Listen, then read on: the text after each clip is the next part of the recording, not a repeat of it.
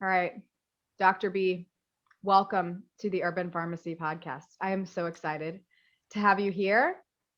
You are amazing at what you do, and people are going to find extreme value with all of the information that you're going to give us today. I'm honored to be here. Thank you, Stacey, for having me on the show, the Urban Pharmacy. This is super cool, and I am very jealous of the plants that you have hanging in your background for the people who may check this out on YouTube at some point. It looks incredible. Well, thank you. They need watered, but plants make people happy, and we're going to be talking a lot about plants today. Yeah. And before we even get into the gut microbiome and all of the things that have to do with our digestion, let's break the ice with a question, and it's probably going to be a hard one for you. Oh, dear. What, as of right now in 2021, is your favorite food? Oh, man. Okay. So actually, it's not that hard. I love food. Um, I recently have gotten into sprouting, like I knew you were super going to into say it. this. I had a funny Yeah. feeling you were going to mention sprouts. Yeah, I've really got into it. And I did this Instagram live with Doug Evans, and it's so funny. You just never know when this is going to happen. We did an Instagram live together, and there was just like an energy, like a magical energy that existed between us.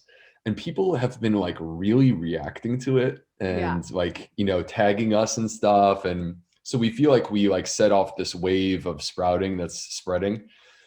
And so what I've been really into is lentil sprouts. Here's what's cool. Lentil sprouts. Okay. You take a half of a cup of lentils. I mean, what does that cost? Less than 50 cents? Yeah, really And cheap. really cheap. You take a half of a cup of lentils, you soak them overnight in clean water. And then all you do is you rinse them twice a day. Rinse them in the morning before work, rinse them in the evening before you go to bed. You just rinse, swirl them around a little bit, pour out the water, and leave them at like a 45-degree angle in a mason jar. All right. They have to breathe. So you need a cap that has like a mesh top so that the air can get in there. You do this for 3 days. I mean, literally, it's like 6 little swirls of water. Mm-hmm. And you end up having an entire bottle full. It's at least quadrupling in size. It might be 8 times the size, which I don't know what the proper word for that is. And more fiber, more B vitamins, more vitamin C. Basically, it's like this magical thing in Mother Nature where you are initiating this like sequence that nature has created for us. By soaking it and then rinsing it, you initiate the sequence to unlock the nutrition for something that's starting the early process of growing into a mature plant. So anyway, so lentil sprouts, really delicious. They're crunchy. You don't need to cook them. You just sprout them. Mm-hmm. And my recent thing, like this is what I had for lunch. I'm literally not kidding you. You can find it on my Instagram right now if you want to, Stacey, to verify. I had sprouts and kraut. I had Yum. sprouts and kraut. Yeah. So I did some lentil Well, sprouts. the kraut, it is St. Patrick's Day at the time of filming right now. So Yeah. that's appropriate. Right. Exactly. So yeah. So lentil sprouts, some pea sprouts. I had some chia sprouts, and then I piled on some kraut, some dill beans, like dilly beans, Mm-hmm. and some fermented garlic, Brussels sprouts, and some walnuts for healthy fats. And it was Wow. mwah. Yum. I've been sprouting for years, and I love, love, love sprouting. And I remember you asking me if I was reading Doug Evans' book, and I was like, no, I had heard about sprouting. I think from David Wolf years ago. And my very favorite sprout is onion sprouts. I knew it. I'm I obsessed knew with you were them. going to say that. Sorry. They're so good. They're so good on everything. I love them. So sprouting is really, really fun and really easy, and everybody needs to do it. I'll put a little link at the bottom of this show so everybody can get a little lid and pop it on their ball jar and just start sprouting because it's so easy. Yeah. Okay. Great answer. All right. So let's get really basic with the gut microbiome. You're pretty good at that. So what is it? What's the gut microbiome? The gut microbiome. So imagine this, covering us from the top of our head to the tip of our toes are an insane number of invisible living creatures, microbes that could include bacteria, fungi, which is another way of saying yeasts, or these things called archaea, right? Basically, like we are completely covered with these microbes, all external facing structures, tons of them. If you hold up your thumb and you take a look at your thumb right now, literally right there on your thumb, there are as many microbes as you have people in the UK. We just can't see them. So it's hard for us to wrap our mind around this, but they're there. There is a ton of them. They're on our skin, in our nose, in our mouth, inside a woman's vagina, but they are most concentrated inside of our colon, which is our large intestine. Now, hold up, Dr. B, you just said that they were on all external facing structures. Okay, you might have to hit the pause button on this podcast to wrap your mind around this weird thing that I'm about to tell you. Your colon is actually an external facing structure. That's weird, right? Like that's literally our bowels. That's the deepest part inside our body, but it's actually outside your body because it's part of a tube that starts at your mouth and extends to your bottom. And all the way through that tube, that actually is where we interact with the outside world. So our microbes are predominantly concentrated inside of our colon. That's where you will find most of them. And the number is staggering. We think that there's about 39 trillion microbes, 39 trillion. How many is that? Okay, that's a little bit hard to put into context, but I'm going to try. If you were to zoom out and like imagine our entire galaxy and every single star that exists within our galaxy, you would need to basically take 100 galaxies and compact them down and put them inside of your colon, and that would equal a little bit less than the number of microbes that I'm trying to describe to you. So 39 trillion microbes, more than 100 galaxies full of stars living inside of us literally right now, and completely intertwined with human physiology. And the reason why is because they've always been a part of us as humans. We evolved with our microbes. There was never a moment in human history where we were separate from these microbes. We were never sterile. The very first human had microbes, had a microbiome. And you go through human history, and every single step along human history was us and our microbes trying to survive and coexist together. And so because of that, during the course of that evolution, we grew to really trust them with certain things that they do well, that they do better than we do as humans. So they help us to process and unpack our food, access to nutrients. They interact and train our immune system. They are deeply intertwined with our metabolism, keeping it balanced and working the way that it's supposed to. They actually are an endocrine organ, so they produce hormones and other signaling molecules that can have effects throughout the entire body. They are literally your gut, literally your brain's best friend. Mm-hmm. The gut and the brain are like inseparable. The best way to enhance the health of your brain is to start by enhancing the health of your gut. And the last thing is that they have the ability to actually touch our genetic code. We all have a genetic code. That genetic code is not written in a way where it predetermines who we're going to be and what diseases or conditions we will suffer from. But instead, that genetic code is basically like a switchboard where you could flip the switch on something to activate it, or you could flip the switch in the opposite direction to turn it off. And the question is, who's pushing the buttons? And the answer is your microbes. They're the ones that are flipping the switches. So if you take a step back and you think about what I just said, what I've just told everyone listening at home is that we have this insane number of invisible microbes that give us access to nutrition, train our immune system, balance our metabolism, regulate our hormones, are the brain's best friend, deeply intertwined with the brain, and that actually controlled the expression of our genetic code. That's literally everything that matters to human health. Mm-hmm. And what's fascinating is that if you go back like 16 years ago, we knew next to nothing about this. We just thought, oh, they're bacteria and they make stinky smells. And, you know, we completely, like, I mean, not completely ignored them, but we kind of ignored them. And part of the reason why is because we didn't have the tools to understand them. Mm-hmm.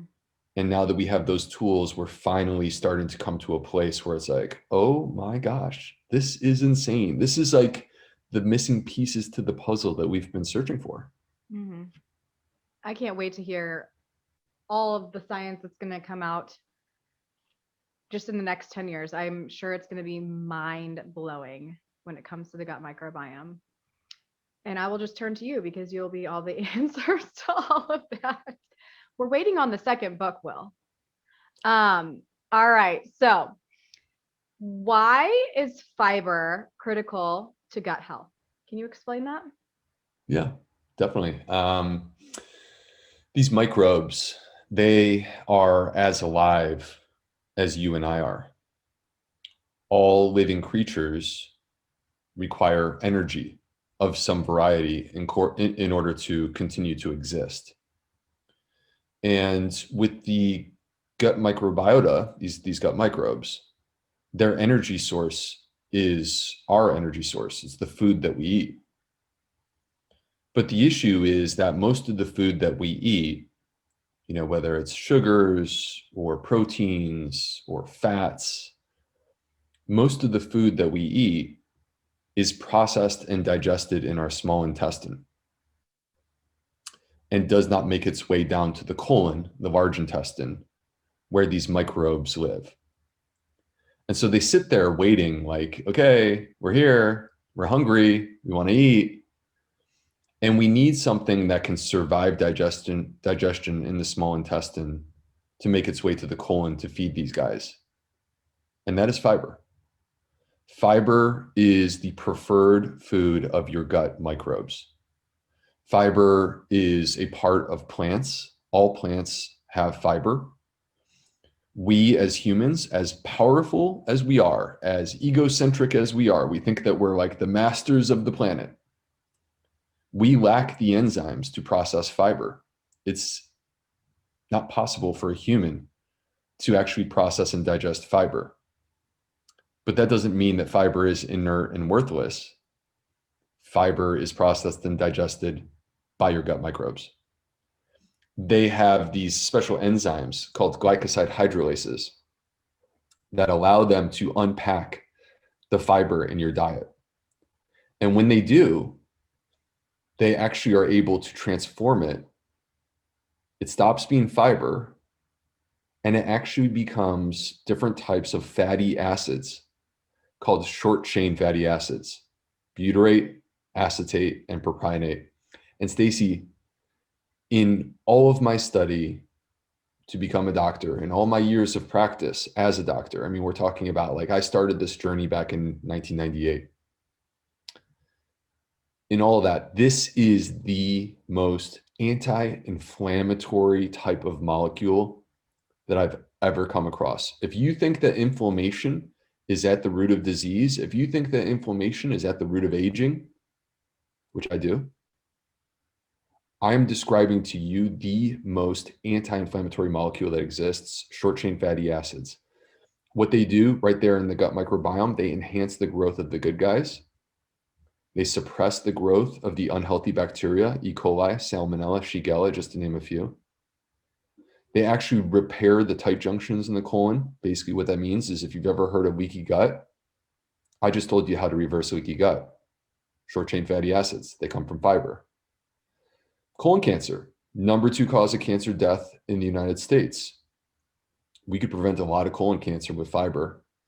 Short chain fatty acids directly impair the development of colon cancer through a number of different mechanisms.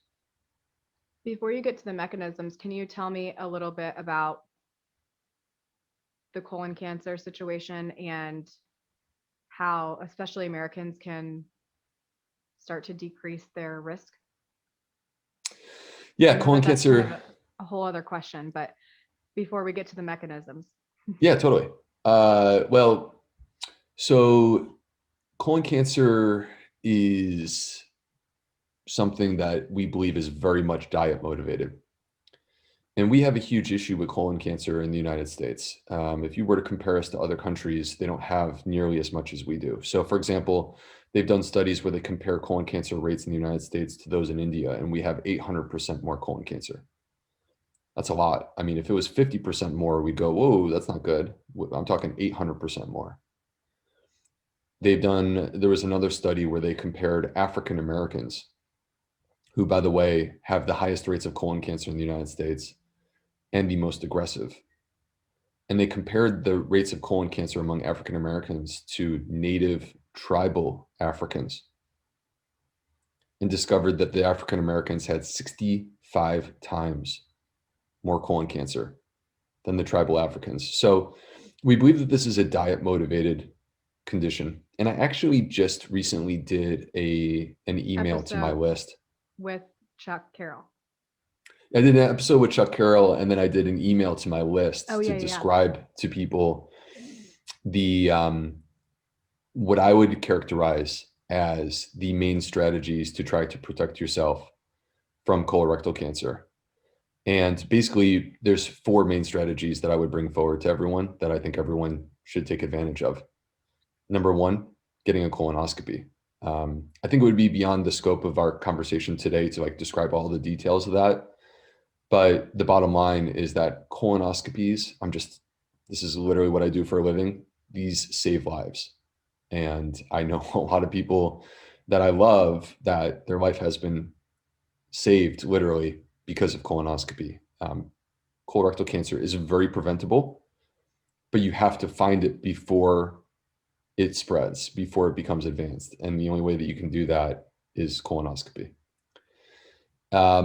So colonoscopy is number 1. Number 2 is avoiding the foods that we believe are directly connected to increased risk of developing colorectal cancer. And those are processed meats and red meats.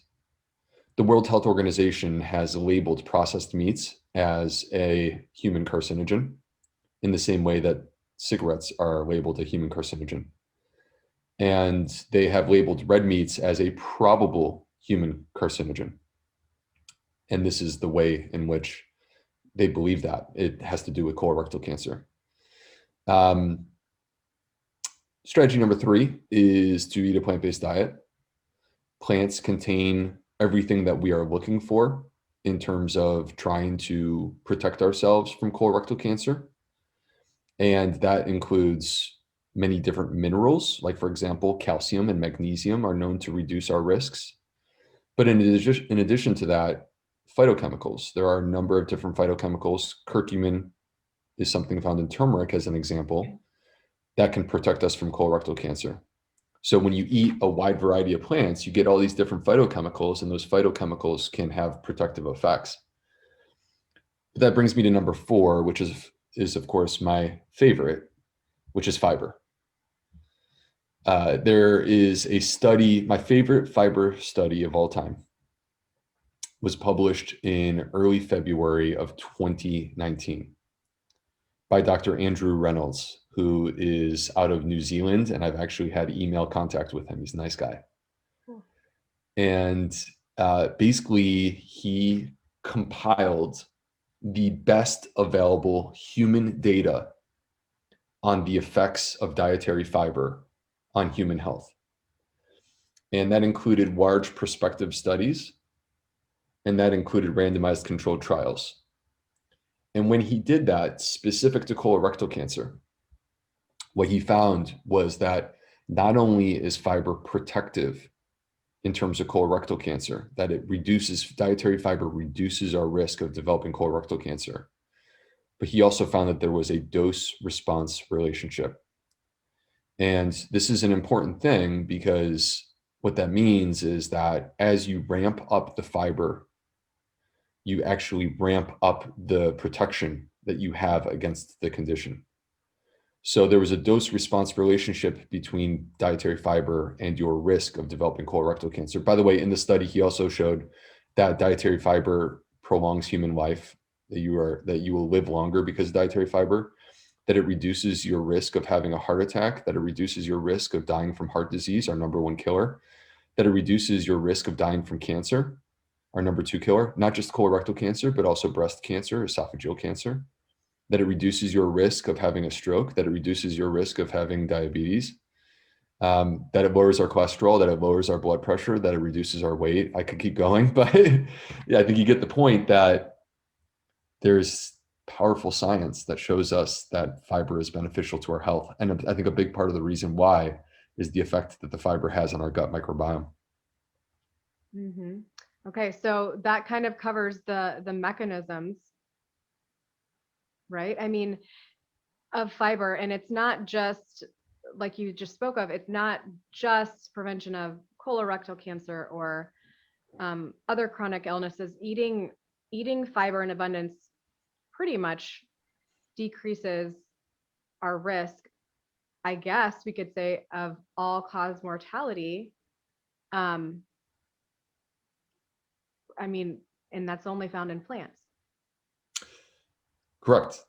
That's exactly what Dr. Reynolds showed in his study, is that it reduces your all-cause mortality, effectively saying that it prolongs human life. Mm-hmm. And if you go through and you think back to everything that we were talking about, where the gut microbiome affects metabolism, okay, there's pathways in which dietary fiber, becoming short chain fatty acids, affect our metabolism. It activates satiety hormones so you don't overeat. It enhances insulin sensitivity so you don't get type 2 diabetes. It helps us to regulate our cholesterol. Talked about the immune system. The gut microbiome trains the immune system. Short chain fatty acids have been shown in several studies to optimize immune function, to make your immune system actually more powerful in a targeted way, so that it's not overreacting, but instead it's very precise. It's taking on the right battles and it's winning those battles. Our hormones are connected to dietary fiber. Basically, the estrogen balance in our body is connected to dietary fiber and the effects that it has. And then in terms of the brain-gut connection, short-chain fatty acids like butyrate are actually a signaling molecule that's able to cross the blood-brain barrier, access the brain, and reduce inflammation throughout the entire system, including throughout the entire brain. So when we talk about these benefits, going down the line, it's not just, hey, there's this one study by Andrew Reynolds and Dr. B likes that one study. It's that when we look at the most powerful studies, we're seeing these benefits. And then when we look at the mechanistic studies, we're seeing the explanation for why this is happening. All layers of evidence are pointing in the same direction. Dietary fiber is essential for human health. And the reason why it works that way is because, thankfully, we have a gut microbiome that wants to help us to survive and to thrive. Mm-hmm. Mm-hmm. I love it. Okay, so can you explain a little bit about how dietary fiber can help food intolerances? Sure. So food intolerances are a little bit of a complex topic. For sure. Right. There are a number of different reasons that a person could have food intolerances, and you kind of need to start by identifying what's going on, like what is the root of the issue. Mm-hmm. All right. But if, Stacey, we narrow this conversation down to a person who has irritable bowel syndrome, effectively we're talking about a person who has a damaged gut and they struggle with their food. The issue is that your gut microbes contain enzymes. I mentioned these briefly before, but I'm going to bring it back. Your gut microbes contain enzymes that are designed to help you to process and unpack dietary fiber and also complex polysaccharides. And when our gut microbiome is balanced and strong, you have all the enzymes in place that you need, and you're able to eat without restriction. You can eat those foods, and you never have those food sensitivities. The person who has food sensitivities has them because there's been damage to the gut. That's not a person with a normal, healthy gut microbiome. And when they have these food sensitivities, it's because they're missing the enzymes that they need. But what's interesting is that you have the ability to restore function, to make the gut stronger. And so the gut is like a muscle. It can be trained. You know, a muscle can be broken down, it can be damaged, it can be injured. And there is a process that you work through to take that injured muscle, restoring function through therapy. And then at the right time, eventually going into the gym and continuing to build strength in the gym. That's how we do it with muscles. And that's the exact same concept that we follow with the gut. And it has to do with short chain fatty acids and the benefits that they have on your gut microbiome. Cool. So they're kind of like, they're the healers. Yeah, well, they are fully capable of healing themselves.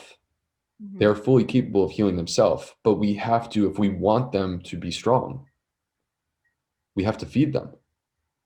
Right. And when we are devoid of fiber, which is the way that we are in the United States, I mean, the average person is consuming 17 grams of fiber, and the minimum recommendation is, 25 grams of fiber for women and 38 for men. When you don't feed them, they starve, they grow weaker, and then eventually they become incapable of helping you to process and digest your food. And that's what a lot of people are facing these days. Yeah. We need more fiber. That's what your book's all about. If everybody doesn't have that yet, you need to get it. Fiber fueled.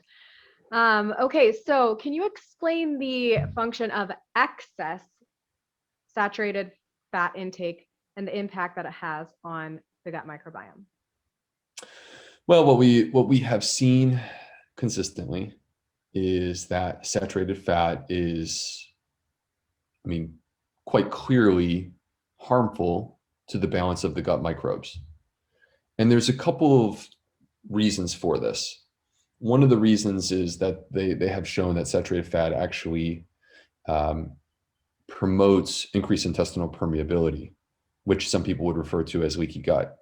So we have mechanistic studies that have demonstrated that saturated fat does increase intestinal permeability. In other words, it enhances leaky gut. That's problematic when you consider the amount of animal products that are being consumed in the United States right now. The average person in the US is not just consuming their own body weight in meat on a yearly basis. They're actually consuming their body weight plus a normal sized 5-year-old in terms of meat. I was really hoping you were going to say that. I was waiting for that that number for you to drop that number. Yeah, it's 220 pounds in the US, and the average person weighs 180, and a 5-year-old weighs 40 pounds. So anyway, we're way overdoing it. And there's also the effect that the saturated fat has on the gut microbiome. So there is a balance of microbes that exists, and we are the ones that ultimately get to choose, which is a beautiful thing because we are empowered to make choices that can enhance the health of our gut microbiome. But the problem is when we just kind of go with the flow in our current society where people are eating that much meat and that much saturated fat, you are shifting the balance of the microbes in the wrong direction. We are missing out on the fiber, and we are maxing out the saturated fat. And what this leads to are bacteria that we would describe as bilophilic, which basically that is a science word for saying that they can tolerate bile. Bile is the digestive juice that is released from your liver when you have fat in the diet. So eat more fat, have more bile released. That increase in bile causes actually shifts in the microbiome towards microbes that are able to thrive in an environment with a lot of bile. And the problem is that the microbes that do really well in that environment are inflammatory. So I'll give you a quick example. There's one called Bilophila wadsworthia. Bilophila wadsworthia has been connected to increased risk of inflammatory bowel disease. There's another one called Allostipes putrescens.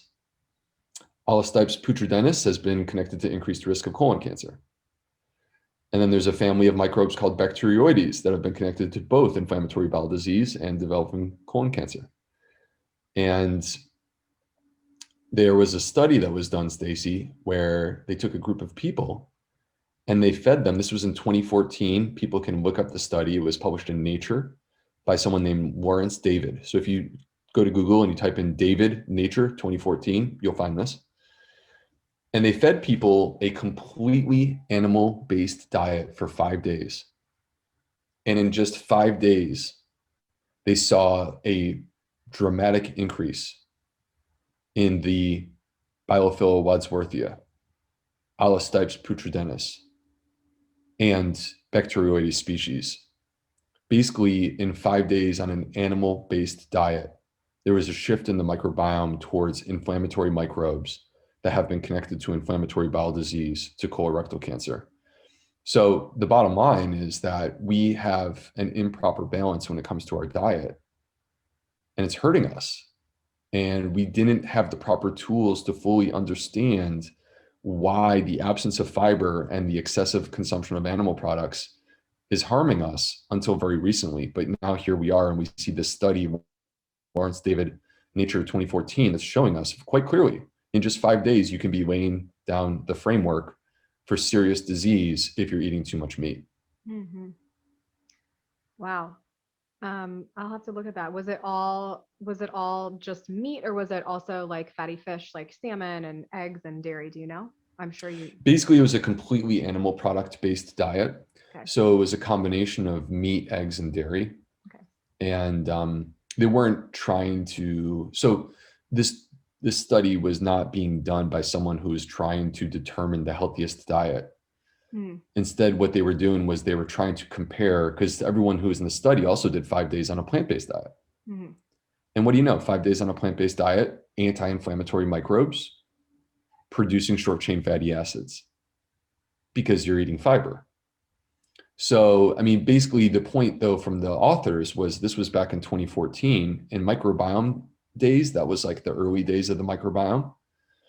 And they were just trying to show, like, if we take two polar opposite diets, all animal products versus all plants, does this change the microbiome? And the answer was not only yes, but that shift is taking place in less than 24 hours. And the shift can be either health promoting plants or taking the health away with excessive animal products. Mm-hmm.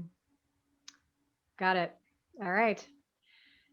Can you talk a little bit about the skin gut connection? I mean, you kind of already did, but does it matter what's happening on the outside?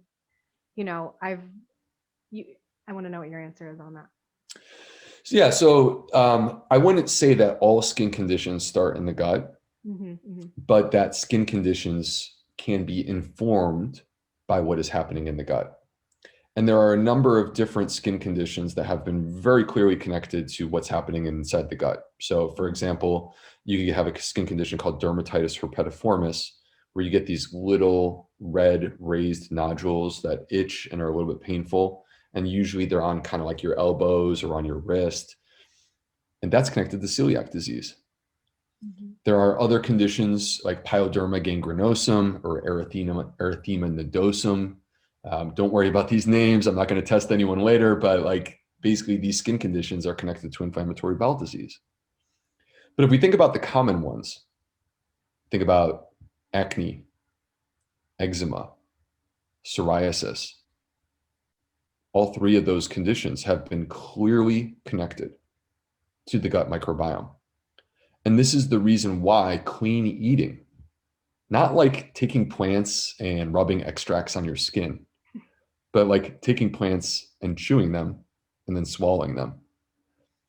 This is the reason why clean eating is also beneficial to your skin, that you can improve these issues, that you can improve acne, improve eczema through your diet, because your gut microbiome is a part of this equation. Got it. Okay. So can you go back a little bit to the celiac gluten? Can you tell about the study that was done that has to do, there was a control like muffin or a control like breakfast cookie and gluten. Can you talk about that? Because I think it's Yeah. fascinating and I can't remember all the details. Yeah, let's talk about gluten. So, gluten, you and I could do an entire podcast on. Yeah. I actually did an entire hour on Instagram Live talking just about gluten. People seem to really dig it. But I think it's very misunderstood. And even I see medical doctors out in public talking about it in a way that I say, okay, yeah, they don't really know what they're talking about. So let's just kind of cut to the chase here and do the high level important points. And then if people want more, they can dig into my book. It's in chapters 4 and 5 of Fiber Fueled. So gluten is a protein. It is found in wheat, barley, and rye. And because it's found in wheat, almost every single processed food that exists contains gluten, unless it is explicitly labeled gluten-free. And people who have celiac disease get a reaction. Their immune system becomes activated when they consume gluten. So if you have celiac disease, what you would hear from me if you were my patient is you need to be 100% gluten-free, no ifs, ands, or buts. There's no wiggle room. There's no gluten allowed. Rest of your life, period. All right. But that's a small percentage of people. That's only about 1% of people. And if you look across the United States, there's been estimates that about 30% of people are either gluten-free or trying to be gluten-free. If you go to big cities, you go to New York or you go to LA, it's like, that's not 30%. It's like 90% are either gluten-free or trying to be gluten-free. Do we need to be doing this? And the answer to the question, I would actually point towards two studies. And let's start with the one, Stacey, that you brought up. People talk about, oh, gluten triggers gut issues. Gluten is the cause of gut issues. Okay. In people who have celiac disease, that is true. Mm-hmm. But what about people that we know do not have celiac disease? Does gluten cause gut issues in those people? Here's what they did. They gave them 3 weeks of breakfast bars. And the breakfast bars secretly contained either a placebo, meaning nothing, or gluten, or something called fructans. Mm-hmm. Fructans are a part of wheat, barley, and rye. They are a complex polysaccharide, and they actually are good for our microbiome. Fructans are prebiotic. They're great for the gut microbes. But in a person who has a damaged gut, they could potentially have a reaction to fructans. They are technically labeled, or not technically, but they're a FODMAP. Mm-hmm. So if you've ever heard of the low FODMAP diet, FODMAPs are the parts of our food that are fermentable and can cause gas, and in those people can be disruptive. So 3 weeks, 1 week each, placebo, gluten, fructans. And of course, the point of the study is we're going to compare it to the placebo. And they wanted to know, tell me how many symptoms you're having. Like, how bad is it this week? And when they compared gluten to the placebo, they found that during the week they were eating the gluten-containing breakfast bar, they actually had less symptoms than with the placebo. Less symptoms with the gluten than with the placebo. How is that proof that gluten is destroying our gut health? The placebo is causing more symptoms than the gluten. But on the flip side, when they consumed the fructans, they were triggered.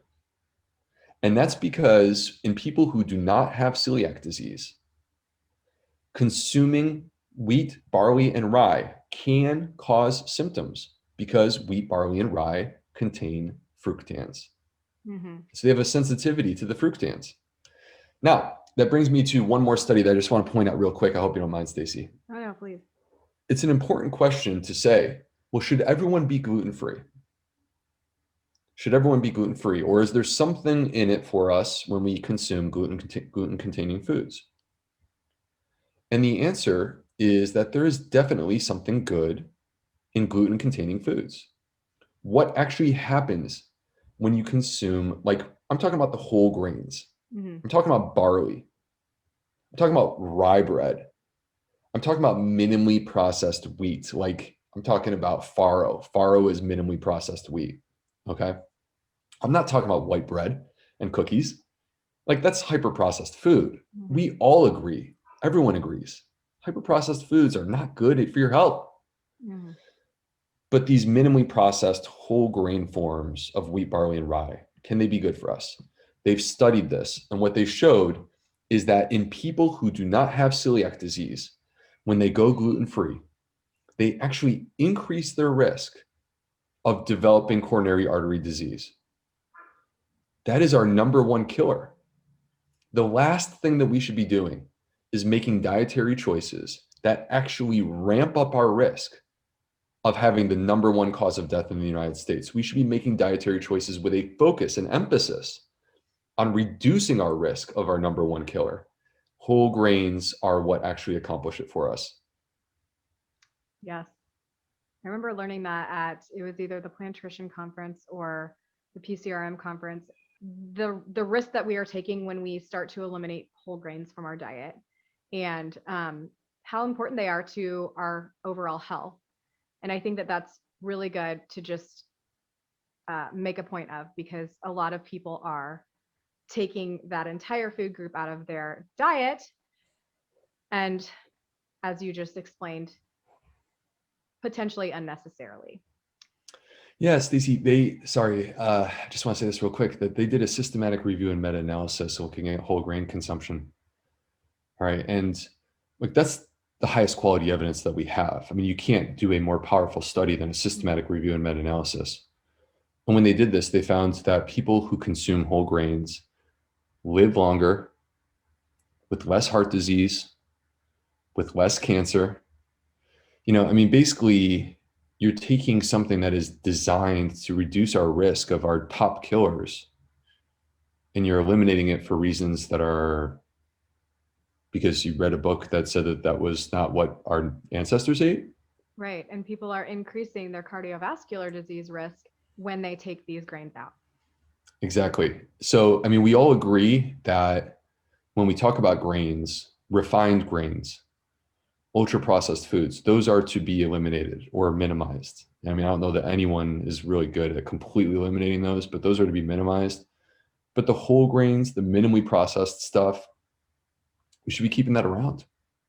Yeah, for sure. All right. I have to ask the question because I don't know where you are. I took your gut health, your plant fed gut course. And I know that in your fiber field book, you wanted to have a whole section on supplements. But let's just talk about one, probably the one that you hear about the most. Probiotics. Do we need them? Are they beneficial? And if so, what are the things that we should look for? Oh man, it's a little bit of a loaded question. So there's literally a $1 billion industry out there working really hard day and night to convince the American population that the key to their gut health issues is probiotics. And the problem is that that has generated significant hype that's way outpacing the science. We don't have strong studies from a scientific perspective to say that gut health like basically lives and dies on whether or not you take a probiotic capsule. Mhm. Um, there is some limited science for specific niche conditions or situations. But for the average person who wants to enhance the health of their gut microbiome, I would put probiotics either very low on the list or not on the list at all. Where we should be starting is with diet and lifestyle. You can't out supplement a bad diet. Mhm. You can't take a C minus diet or a C minus, gut and then transform it into an A plus by taking a probiotic. I mean, gosh, don't we all wish that it would be that easy? And that's why these marketing campaigns are so effective, because they make it sound like it's that easy. It's not. So you have to like basically ratchet up your diet and your lifestyle to take your C- gut up to an A- or an A. And then I would argue prebiotic supplements, meaning fiber supplements. So acacia powder or psyllium husk or wheat dextrin. These things are far more likely to be beneficial in terms of taking your gut to the next level beyond what your diet and lifestyle is capable of doing. These are the things that can help a lot more than the actual probiotic themselves. Just a real quick thing, Stacey, let me, if you don't mind, use you as an example. All right. So you, Stacey, have a completely unique gut microbiome. There is no one on the planet with a gut microbiome exactly like yours.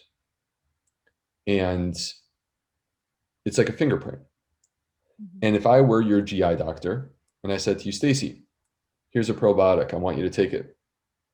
Basically what happens there is I'm giving you a generic formula and I'm crossing my fingers and I'm hoping that when this generic formula works its way down to your intestine, which hopefully it even survives the stomach acid, when it gets to your colon, I'm hoping that whatever microbes are still alive will interact with your unique gut microbiome and produce some sort of benefit.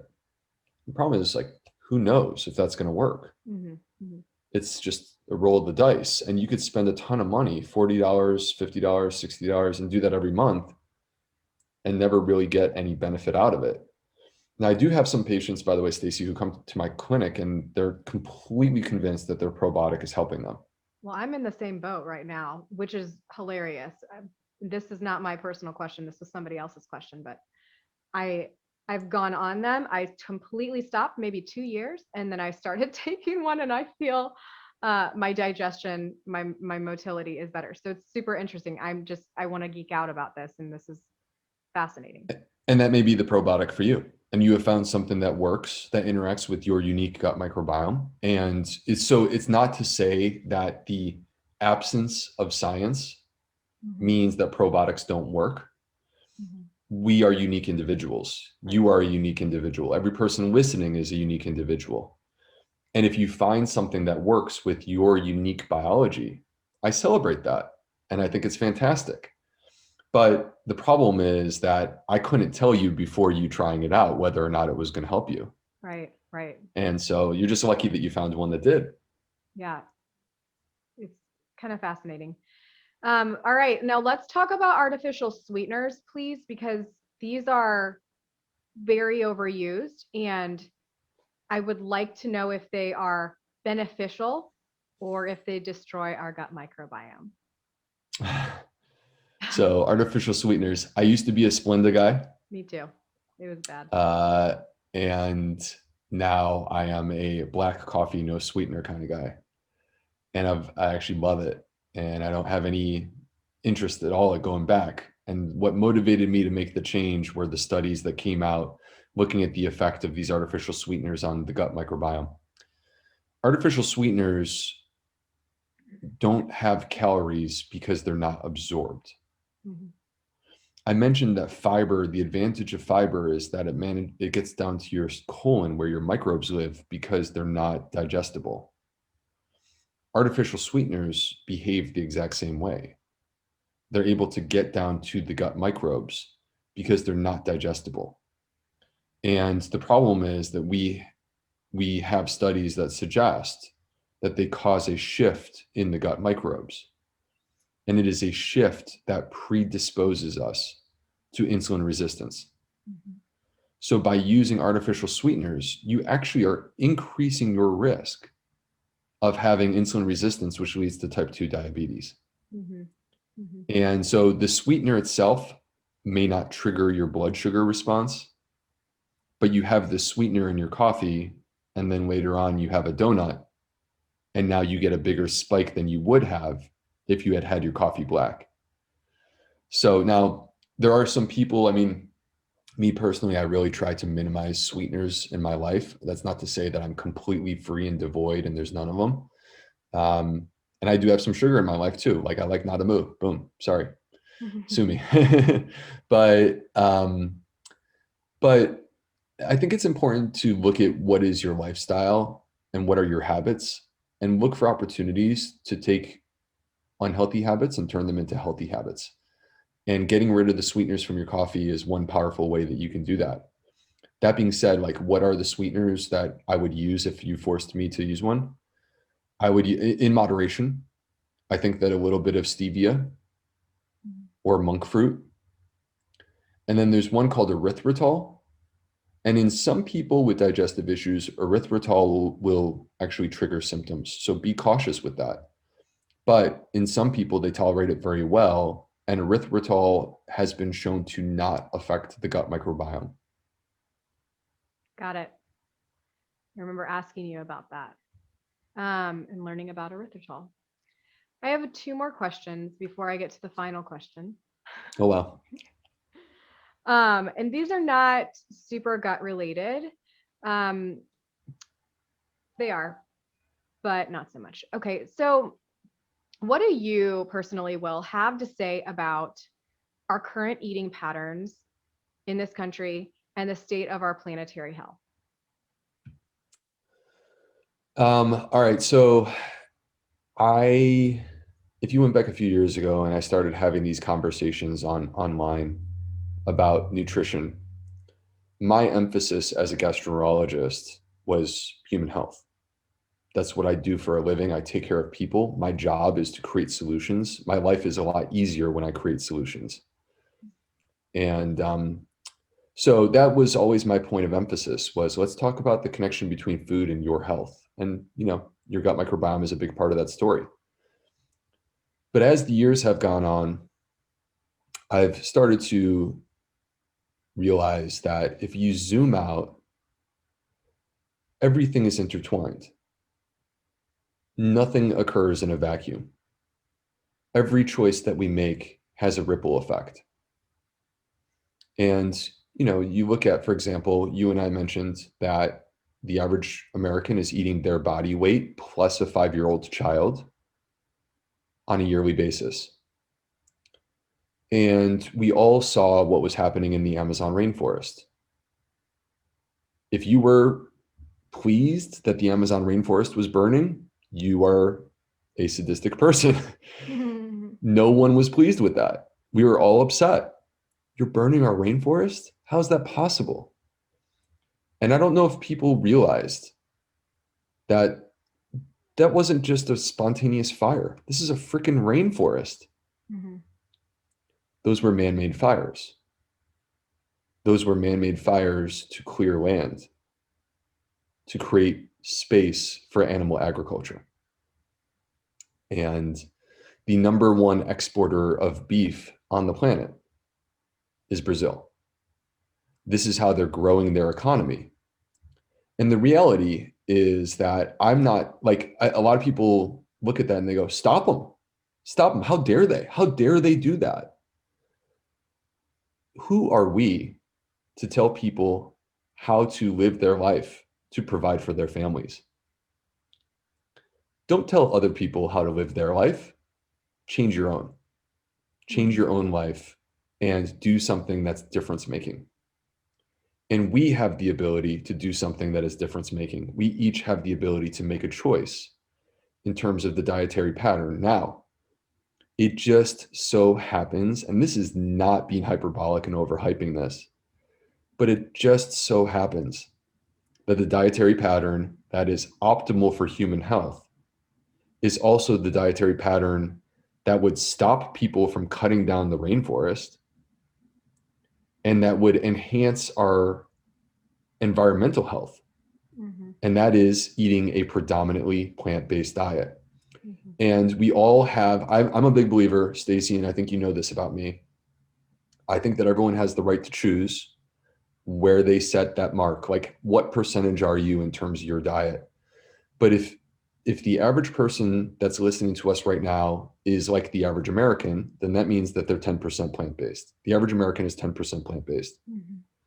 I was less than 10% plant-based 10 years ago. I was 5% plant-based, and French fries were my number one plant.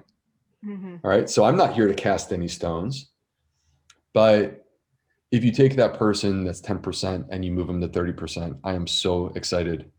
Yeah. Because you're doing it for your health, you're doing it for this planet. You move them from 30% to 50%, I'm jumping with joy. And you keep moving that needle and you can see where this is going. I'm here to cheer. I'm here to let you know that you're making great choices for your health. You're making great choices for your family. You're making great choices for our environment. And it's good for the animals too. Yeah. And so I think that this needs to be a part of the conversation. It's no longer appropriate for me to only speak about the effect of diet on human health, because the reality is that we're seeing with this pandemic that human health is affected by our environmental choices. Yep. 100%. It's all intertwined and it's all synergistic if we can just find that alignment. Okay. One more question and then we'll wrap this up. I could ask you questions all day. How powerful do you believe the mind-body connection is?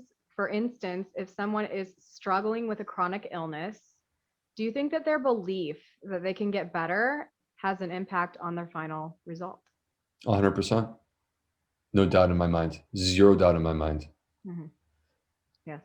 I am there at the bedside as a medical doctor when people pass on from this world. And one thing that I've seen time and time again is, and I'm literally getting goosebumps talking about it because I'm thinking about some of the patients that I've taken care of.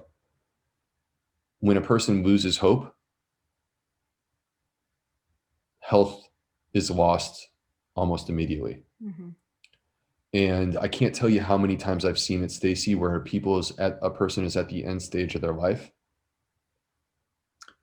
and they just want to have that last conversation with someone from their family. And they may not even be able to vocalize that that's what they want, but they hang in there until that family member shows up and then they go. Mm-hmm.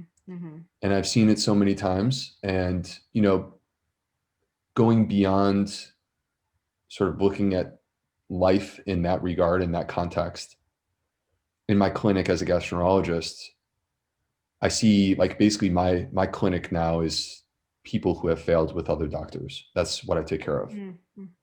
And what I see is that some of the most challenging cases, people who are suffering the most, people who can't seem to get better, they do everything right. They eat right. They exercise. They sleep. They meditate. They do it all. What's going on there? The answer is that they have something from their past in their subconscious that is continuing to affect them. I'm talking about trauma, Mm-hmm. abuse, could be physical, sexual, emotional, psychological. I'm talking about history of disordered eating pattern or addictive type behaviors. These things leave a permanent imprint on the human soul. And they require, when I discover that this is the case, and it usually takes me some time to get to know my patients so that they feel comfortable talking to me. But when I discover that this is the case, creating a plan that doesn't just address food and sleep and exercise, but that actually directly addresses this traumatic issue, that ultimately is what heals their gut. So there is no question that it's all intertwined, that our emotional state affects our gut, that our gut affects our emotional state. You can't separate these things out. They're not separate. They're talking to each other literally right now.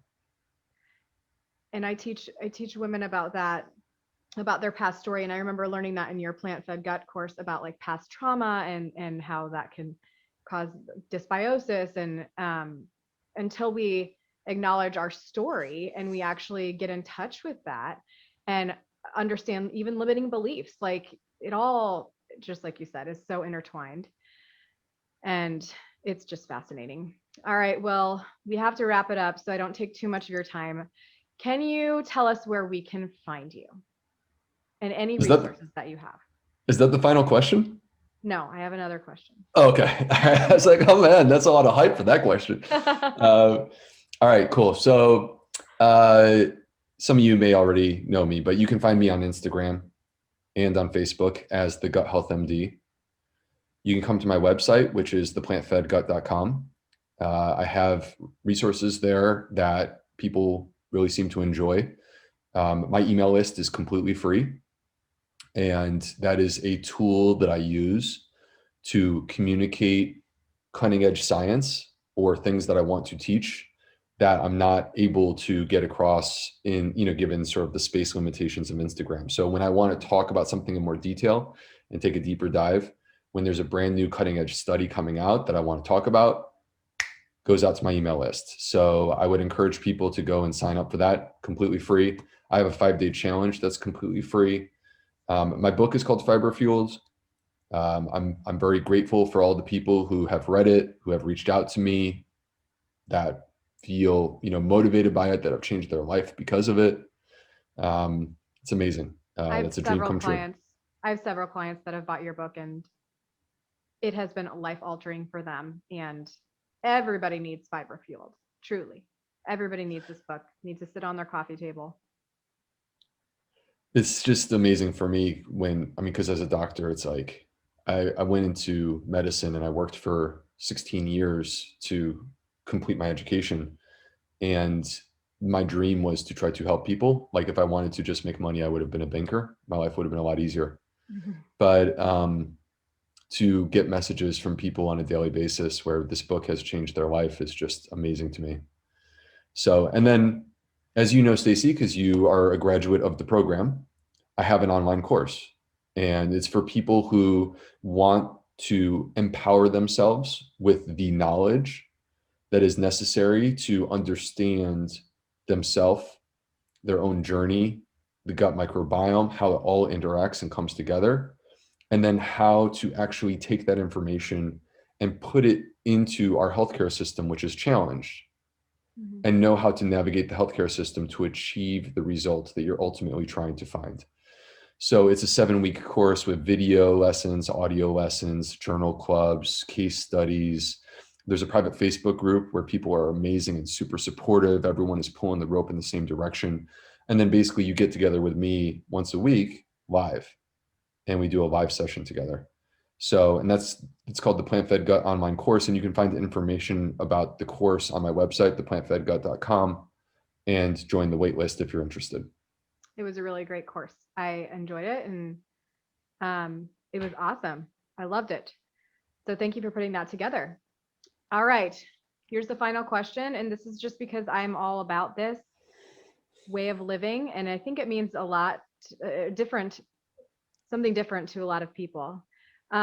What does living a holistic life mean to you? I think holistic life to me means understanding the interconnectedness of it all. So that means not thinking of things in isolation, but thinking about you and how your choices affect, like we talked about the environment, but not just the environment, our relationships, other humans, the immediate worlds that we live in, our family. And, I kind of feel like everything that matters comes back to these types of things, like human connection and love and health. And, it all comes back to like to similar stuff. And so that to me is what holistic health is really all about, is like seeing those interconnected relationships that exist that ultimately provide us with what we want, which is to be happy and healthy. I love it. Taking that bird's eye view and just looking down at all of it. All right. Well, thank you so much for being on the Urban Pharmacy. Thanks for having me on. It's a pleasure.